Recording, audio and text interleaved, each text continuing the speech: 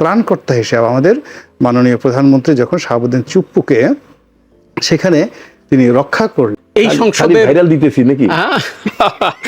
এই সংসদের প্রথম দিনেই মানে আমরা গাদ্দার দেখেছি, কি বলবেন? গাদ্দার দেখেছি, ওই যে প্লে কার্ড হাতে ছিল, আচ্ছা প্লে কার্ডে লেখা ছিল গাদ্দার।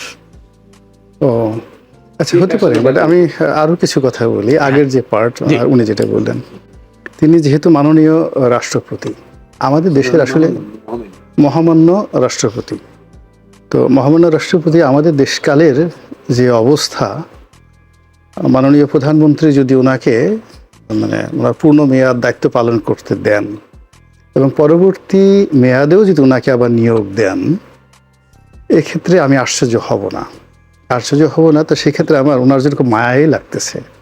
বেচারা গত বছর বেগম জিয়া যখন ছিলেন, তার মনোনয়নে তিনি অবিভক্ত ঢাকার মেয়র পদে প্রার্থী ছিলেন, তারপরে দক্ষিণ সিটি কর্পোরেশনের প্রার্থী হলেন কমলা। আবার এই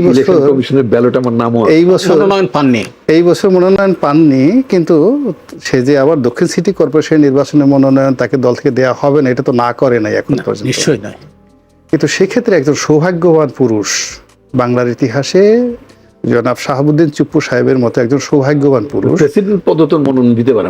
হ্যাঁ, তো সেক্ষেত্রে চুপ্পু সাহেবের সাথে তার এই ধরনের মানে নেতিবাচক কথাবার্তা তার মানে তকদিরের ক্ষেত্রে একটু সমস্যা হতে পারে। এই জন্য আমি তার পক্ষ হয়ে আমি একটু চুপ্পু সাহেবের প্রশংসা করি। না, যদি আমি মেয়র পদ ইলেকশন করি, আমার একটা সুবিধা হলো কি, ওই প্রেসিডেন্ট আমার শপথ দিতে হবে না। আচ্ছা, ঠিক আছে। না, এমন আছে মানে চুপ্পু সাহেবের একটা কথাই তো আপনার মনোনয়ন হয়ে যেতে পারে, বলা তো যায় না এই দুনিয়াতে। এখন বোঝার চেষ্টা করেন চুপ্পু সাহেব যে এই বছর তিনি পার্লামেন্টে ভাষণ দিলেন, আপনারা হয়তো লক্ষ্য করেছেন তিনি অসাধারণ একটা হাসি দিয়েছেন। এইরকম মুস্কি হাসি স্বাধীন বাংলাদেশের রাজনীতির ইতিহাসে কোনো রাষ্ট্রনায়ক সরকার প্রধান দিতে পারেনি। ভাইরাল হাসির সঙ্গে তার কিন্তু লুকটাও ছিল অন্যরকম, অসাধারণ। সবাই বলছে যে মোনালিসা, না মানে মোনালিসা ওই রোমান্টিক হাসি। আপনি তো এই জিনিসগুলো দেখবেন না, এই জিনিসগুলো আপনার দেখা উচিত। সবাই বলছে যে রাষ্ট্রপতি শাহাবুদ্দিন চুপ্পু সাহেব যে হাসিটা দিয়েছেন, সেই হাসিটা হলো মোনালিসার হাসিকেও ফেল মেরেছে। এবং মোনালিসার হাসি যেভাবে লিওনার্দো দা ভিঞ্চি উনি তুলে ধরেছেন, উনি যদি আজ জীবিত থাকতেন, শুধুমাত্র রাষ্ট্রপতির এই হাসিটিকে তিনি পোর্ট্রেট করার জন্য তিনি বাংলাদেশে চলে আসতেন। এখন আমার প্রশ্নটা হলো, এত সুন্দর একটা উনি হাসি কেন দিলেন? তিনি তো এখনো পর্যন্ত পাগল হয়ে যান, পাগল হলে তো রাষ্ট্রপতি থাকতে পারতেন না। আবার মাননীয় প্রধানমন্ত্রী জনাব তারেক রহমান সাহেব, তার যদি ওইরকম তার প্রতি আস্থা বিশ্বাস না থাকতো, তাহলে তো এনসিপি জামাতের কথা মতো তাকে আগেই বলতেন কুল্লু খালাস, আপনি চলে যান। সে তো প্রথমে বলেছিল যে আমি চলে যেতে চাই। যেহেতু তাকে রেখে দেওয়া হয়েছে, দেয়ার ইজ এ গেম। এখন সেই গেমটা কি সেটা হয়তো মাননীয় প্রধানমন্ত্রী এবং মহামান্য রাষ্ট্রপতি তারা জানেন। কিন্তু আমি হাসিটা দেখে বিমুগ্ধ হয়েছে এই কারণে যে দর্শক সারিতে ডক্টর মোহাম্মদ ইউনূস সাহেব ছিলেন। তো উনি মানে দর্শক সারি দেখেন, আপনি পার্লামেন্টে গিয়ে দেখবেন যে রাষ্ট্রপতির ভাষণের যে ডায়াস দর্শক সারির চেয়ে অনেক উচ্চে। তখন রাষ্ট্রপতি মনে মনে ভেবেছেন যে হায়রে দুনিয়া, এই কয়দিন আগে তুমি আমার যে অপমান করেছো, আমার মুখটা তুমি দেখতে চাও নাই, আমার কণ্ঠস্বর শুনতে চাও নাই, বঙ্গভবনের নাম শুনলে তোমার সেই মুখ দিয়ে তোমার বমি আসতো, সেই আজকের দিন আমি কোথায় আর তুমি কোথায়। এই কথা উনি দেখেছেন। দেখার সাথে সাথে উনি আবার প্রধানমন্ত্রীর দিকে তাকিয়েছেন, ফলে কৃতজ্ঞতায় তার চেহারার ভিতরে একটা নূরের রোশনায় চলে আসছে যে জনাব তারেক রহমান সাহেব যদি না হতেন, আজকে তো রাষ্ট্রপতির এই অবস্থা হতো না। রাষ্ট্রপতিকে প্রতিপক্ষ মারবে, তারপরে তারা ওই বঙ্গভবনের ইট খুলে নিয়ে আসবে, বের করবে, তারপরে তাকে গ্রেপ্তার করবে, আরও কত কিছু।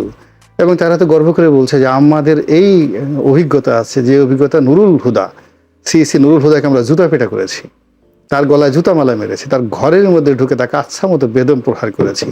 এখন আমরা তো ওই দৃশ্য জানি না যে ওদের হাতে মার খেয়ে নুরুল হুদা কিভাবে কান্নাকাটি করেছে, ওরে বাবা গো, ওরে মা গো, আমরা জানি না।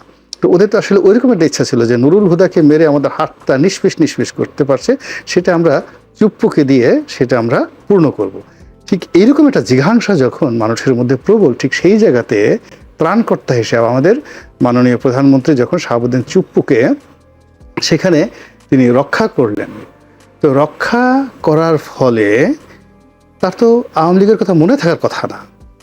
আপনি ধরেন পদ্মা নদীর মধ্যে পড়ে গেছেন, চারিদিকে চারপাশটা কুমির আসছে, কুমির আসার পরে সলিম উদ্দিন বা কলিম উদ্দিন যে কোনো একটা মাঝি আপনাকে সেই কুমিরের হাত থেকে রক্ষা করছে। তখন যদি আপনাকে জিজ্ঞেস করে আপনার বাপের নাম কি, তা আপনি কি বলবেন? সলিম উদ্দিন বাপের নাম। তো রাষ্ট্রপতি চুপ্পু যে বিপদে পড়েছেন, সেখানে বিএনপি তাকে যে অবস্থায় রক্ষা করেছে, সেখানে শেখ হাসিনাকে তো সে আরো 10 বার ফ্যাসিস্ট গালি দিলে তো আমি আশ্চর্য হতাম না। আর বিএনপি যে প্রশংসা করেছে, আমার কাছে মনে হয়তো কম করেছে, তাতে আরো বেশি করা উচিত, অনেক অনেক বেশি করা উচিত। ফলে রিপন ভাই যেটা বলেছে সে ঠিকই আছে। আর আমি যেটা দেখি যে রাষ্ট্রপতি সে বহু ঘাটের পানি খাওয়া, অভিজ্ঞতা সম্পন্ন, এবং আমাদের দেশে এত লম্বা চড়া রাষ্ট্রপতি বঙ্গবন্ধু ছাড়া আর কেউ আসেনি। ওখানে সবসময় খাটো খাটো লোক আসছে, খাটো, ঘাড় বেঁকা, পেট মোটা, বিভিন্ন রকম ওরকম সুদর্শন ছিল। একমাত্র বঙ্গবন্ধু যিনি ছিলেন তিনি ওখানে। তা সেখানে চুপ্পু সাহেব আপনি চিন্তা করেন, সে যখন পোশাক আশা করে, কোটটাই পরে, যে পোশাকেই পরেন, ওটা নিয়ে যখন যায় দেখে মনে হয় এটা বাপের বেটা, সেটা বাপের বেটা, এটা রাষ্ট্রপতির মতোই। তো সেই হিসেবে তিনি ভাষণ দিয়েছেন এবং সংসদটিকে প্রাণবদ্ধ করেছেন। এবং সবচেয়ে বেশি ব্যাপার হলো তিনি ছাড়া জামাতকে এবং এনসিপিকে এতটা উত্তেজিত কেউ করতে পারতো না, যে উত্তেজনাটা আসলে বিএনপির খুব দরকার ছিল। এবং প্রথম দিনই যে একটা সুন্দর মানে সংসদ চলছে, বিরোধী দল অ্যাক্টিভ, এবং বিরোধী দল রাগ হয়ে সাথে সাথে বের হয়ে গেছে। তো এটা তো একটা সংসদের জন্য একটা বিরাট রেকর্ড। গাদ্দার লেখা দেখিয়েছে, হ্যাঁ গাদ্দার লেখা দেখিয়েছে, এটা বিশাল ব্যাপারটা, এটা জাস্ট লাইক মানে অন্যরকম। এবং মাননীয় প্রধানমন্ত্রী জনাব তারেক রহমান তিনিও হেসেছেন। আমি দেখলাম তারও অনেকগুলো সুন্দর সুন্দর হাসির যে দৃশ্য আমি দেখলাম, যে জামাতের লোকজন যারা আছে, বিশেষ করে ইয়াং যারা আছে, তারা যে তিলিং বিড়িং করে লাফাচ্ছিলেন, টেবিল থাপড়াচ্ছিলেন। তো এটা মাননীয় প্রধানমন্ত্রী খুব ভালো লাগছে, এবং এই কারণে তো বিএনপিও কৃতজ্ঞ জনাব চুপ্পু সাহেবের। সংসদ মাত্র একদিন বসেছে, দ্বিতীয় দিন বসতে যাচ্ছে, তার আগেই 11 দল, জামাত, এনসিপির নেতৃত্বাধীন যে 11 দলীয় জোট, তারা হুঁশিয়ারি দিয়েছে যে সংবিধান সংস্কার পরিষদের অধিবেশন ডাকা না হলে রাজপথে তারা নামবেন, আন্দোলন গড়ে তুলবেন। কি বলবেন আপনি? বলার কিছু নেই, এটা তো তারা মানে বলেছেন, তারা কি করবেন ভালো।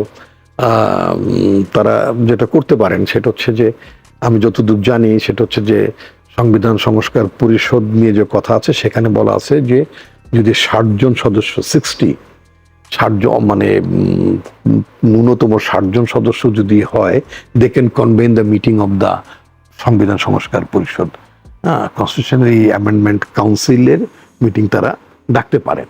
তো আমরা এখন দেখতে চাই, যেহেতু তাদের 60-এর উপরে সদস্য আছে, যেহেতু বিএনপি, মানে আমি একাডেমিক ডিসকাশন করছি, যেহেতু বিএনপি সংবিধান সংস্কার পরিষদের দ্বিতীয় শপথটি নেয়নি, অন্যদিকে এই সংসদের 60 জনের বেশি সদস্য সংবিধান সংস্কার পরিষদের সদস্য হিসেবে শপথ নিয়েছেন। ইচ্ছে করলে কোরাম কিন্তু হয়ে গেছে। এখন এই কত 74 না কতজন তারা আছেন, 76 জন, তারা ইচ্ছে করলে তারা সংবিধান সংস্কার পরিষদের সভা ডাকুক। এটা তো মানে আপনার রাজপথে তো যাওয়ার দরকার নেই।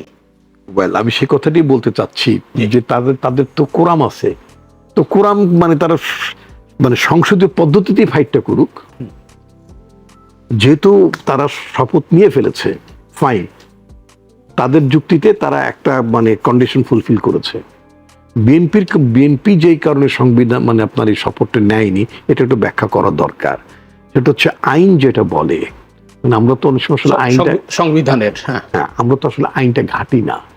সংবিধান আইন তো সংসদের আইন না, সংবিধানের আইন, সংবিধানে যার লেখা আছে। যদি আপনার এই যে প্রেসিডেন্টের অর্ডার, আমরা আমাদের ছাত্রবেলা মানে একেবারে মানে কিশোরবেলা যখন স্কুলে পড়তাম, রাইট, তখন বড় ভাইয়ের আন্দোলন করতেন, প্রেসিডেন্ট অর্ডার 90, আমি আজও প্রেসিডেন্ট অর্ডার 90টা ঘাঁটি নেই, মানে হোয়াট ওয়াজ ইন ইট, কে এর মধ্যে কি ছিল জানি না। তো বড় ভাইরা বাম রাজনীতি করতেন, মানে আমার যারা মেন্টরস, তো রাষ্ট্রপতির 90 ধারা বাতিল করো, আরেকটা বলে 50 ধারা বদলে রাষ্ট্র প্রেসিডেন্ট অর্ডার 50, মানে 50-90 এরকম ব্যাপার ছিল যেগুলো বাতিল করো। তো আমি ছাত্র জীবন পোস্টার ভালো লিখতে পারতাম, তো পোস্টার লিখে তো রাষ্ট্রপতির 50 ধারা বা 90 ধারা, আমি সরি আপনার দর্শকদের কাছে, ঈদের দুটোর একটা হবে, হ্যাঁ, কারণ আমি আগে বলেছিলাম এটা ঘাঁটি নেই, এই আজও ঘাঁটি নেই যে রাষ্ট্রপতির 50 ধারায় আপনি শুধু লিখে গেছেন আমাকে পোস্টারে। পোস্টারে লিখতাম বাতিল করো। তো রাষ্ট্রপতির অর্ডার, প্রেসিডেন্ট অর্ডার কখন দিতে পারেন? প্রেসিডেন্ট অর্ডারে মানে আইনের জন্য উনি বলতে পারেন যখন পার্লামেন্ট এক্সিস্ট করে না। সরি, 72 সালে পার্লামেন্টের আপনার সংবিধান তৈরির জন্য মানে ইয়ে ছিল, তখন এই কনস্টিটিউয়েন্ট অ্যাসেম্বলি ছিল। তো পার্লামেন্টে সংবিধান তৈরির কাজ চলছিল, কিন্তু সংবিধান তো হয়নি। এটা 73 সালে মানে অ্যাকসেপ্টেড হলো বা ওটার অধীনে নির্বাচন হলো। সেজন্য রাষ্ট্রপতি তখন অর্ডার দিয়েই চালাইতেছে। এবং তখন আরেকটা ব্যাপার ছিল, সেটা হলো যে রাষ্ট্রপতিকে একটা মানে অর্ডার দিতে হয়েছে, এটা যে দেশটার সংবিধান ছাড়া, আইন ছাড়া চলবে না। বলা ছিল যে পাকিস্তান আমলের যে সংবিধান যেটা ছিল, সেই আইনগুলো যেগুলো প্রযোজ্য, সেই আইনগুলো মানে চলতে থাকবে। টু বি কন্টিনিউ, এরকম কন্টিনিউয়েশন। আচ্ছা, তো কন্টিনিউশন ছাড়া তো আপনার একটা রাষ্ট্র চলতে পারবে না। যখনই সংবিধান গৃহীত হয়ে গেল, তখন এটা প্রেসিডেন্টের অর্ডার দেওয়ার আর কোনো প্রয়োজন নাই। তখন প্রেসিডেন্ট দেবে অর্ডিন্যান্স। পার্লামেন্ট যখন অধিবেশনে থাকবে না, তখন প্রেসিডেন্ট করবেন অর্ডিন্যান্স। সে অর্ডিন্যান্স আবার উইদিন 30 ডেজ যদি পার্লামেন্ট উত্থাপিত না হয়, তাহলে আপনার ওই অর্ডিন্যান্স গুলো আর আমলে আসবে না, অর্থাৎ মানে এটা অটোমেটিক বাতিল হয়ে যাবে। উনি তো জানেনই সেইগুলো।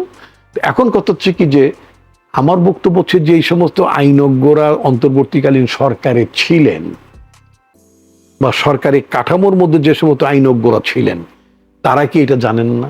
তাদের তো জানার কথা। তারা কেন প্রেসিডেন্টের কাছে চুপ্পু সাহেব আবার গর্বের সাথে বলে যে উনি জুডিশিয়ারিতে ছিলেন, উনি বিচার বিভাগে ছিলেন?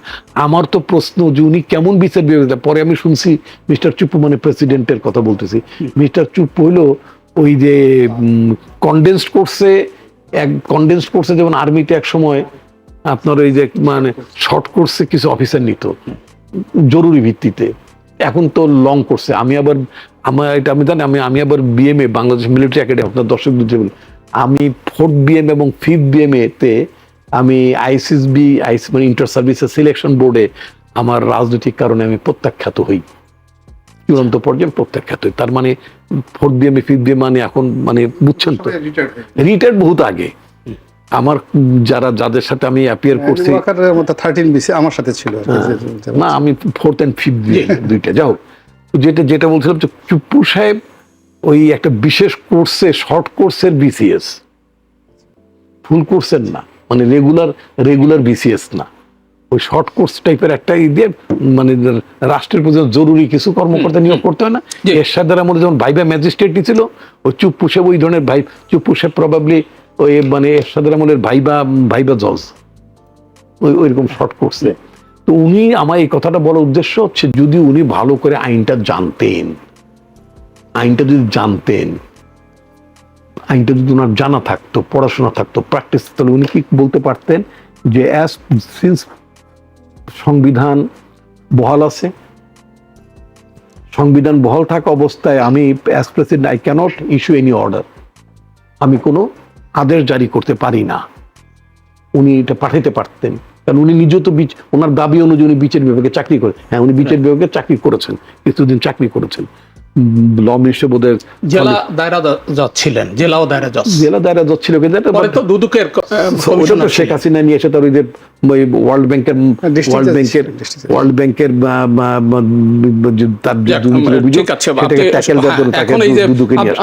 আপনার বক্তব্য হচ্ছে যে এরা নিজেরাই তো এখন যেহেতু কোরাম আছে তারা দেখেন। আমার বক্তব্য হচ্ছে যে প্রেসিডেন্ট বিএনপি যে কারণে করে নাই, সেটা হচ্ছে মানে সংবিধান সংস্কার পরিষদের যে রাষ্ট্রপতির আদেশ, এইটা সংবিধান এক্সিস্টিং থাকা অবস্থায় প্রেসিডেন্ট এই ধরনের আদেশ দিতে পারেন নাই, এটা ভুল ছিল। রাইট, আপনাকে অসংখ্য ধন্যবাদ। আমরা একটু গোলাম মাওলা রনিকে শুনে আসি।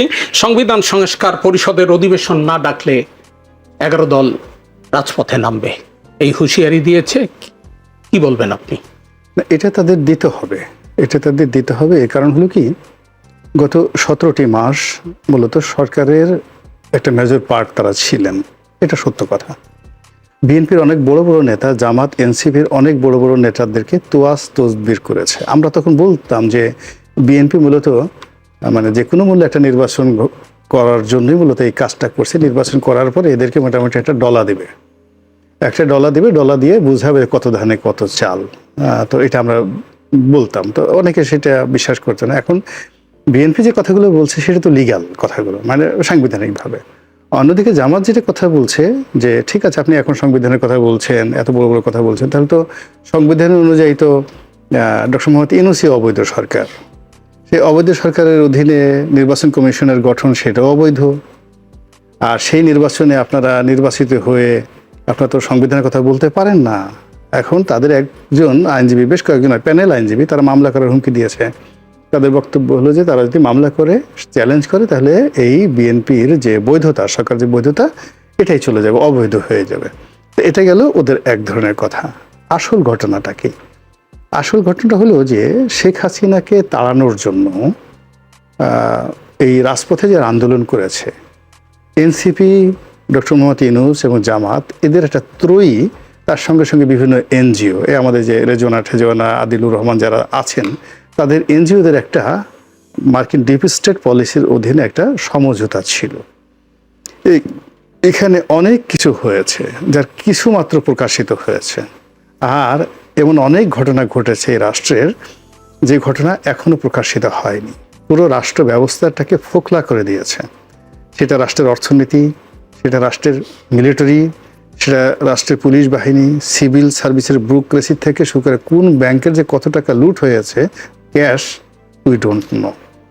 এখন এই জিনিসগুলো ইন্ডিমিনিটি তারা চাচ্ছে, এবং এটা ওই আসিফ নজরুলের মাধ্যমে এই ইন্ডিমিনিটি দেওয়া হয়েছে। এখন এটা যদি পার্লামেন্ট পাস না করে তাহলে তো তারা সেখানে সাস্টেন করবে না। এই গেল এক।